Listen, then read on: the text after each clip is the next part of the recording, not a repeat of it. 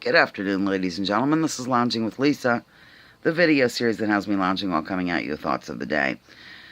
Remember how I said I wasn't going to talk about the Mandela effect anymore because I think people aren't getting me?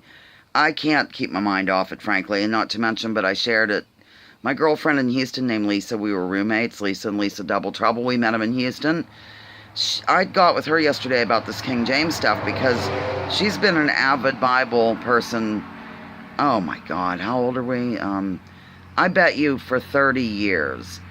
And she is now she freaked out, went to her Bible and couldn't find the lion and the lamb. It had been changed to the wolf and so on and so forth. And it's really, and her son has always been into this Mandela effect thing.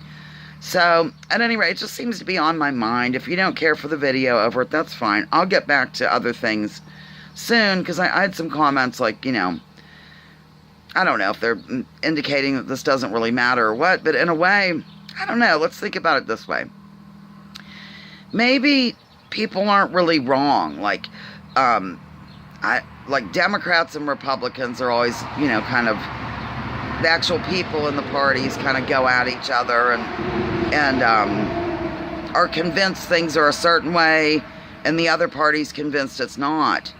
Is there a possibility even that the Mandela effect might be in play? Maybe people aren't really wrong. They're just almost living in two different realities. I know that sounds ridiculous, but it's a new way to think about it. That's why I think we need sort of a dialogue about it.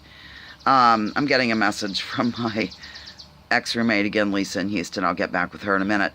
So at any rate, even say 9/11. Let's go to that. Maybe in some way there were explosives, but in other realities it was some sort of free energy weaponry or something. I don't know. I've seen a lot of different things about 9/11 Mandela effect, including the fact there were, not the fact, but in some realities or in some maps and stuff, it shows a hurricane off the coast of New York. Now, I learned all this from Dr. Judy Wood, and I really admire her work. I didn't know until Dr. Judy Wood that World Trade Center 1 through 7 were all destroyed on 9/11.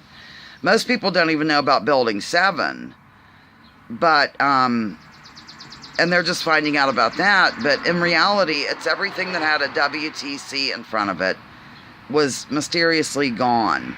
So I don't know, maybe some of I'm just really thinking way outside the box. Perhaps some of our things that are so ingrained in us, and we're positive this is the way it is. I'm positive. And then somebody else, on the other end of the political spectrum, is convinced that he or she is right. Maybe it's a slight Mandela thing and everybody's sort of right, but living in different realities. I don't know what to think about it. It's eye-opening. And as I've said before, this sort of thing, I think, leads to people really thinking deeply. And I like to do that. I like to encourage people to do it. It's fun to me. Maybe it's not for you. Maybe you're more concerned about, of course, saving the reality in which we live. I agree with that too. Let's face it, some of the things that, Donald Trump and the Republicans want to do are terrifying. Some of the Democrats aren't standing up for what they should be. And we do need to deal with that. I'm not saying we don't.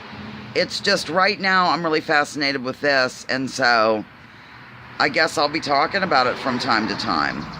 And I think it's a way to open your mind to other things. So that's all. Okay, Lounging with Lisa, the video series that has me lounging. Well, evidently still coming at you about Mandela effect things. Okay, love you.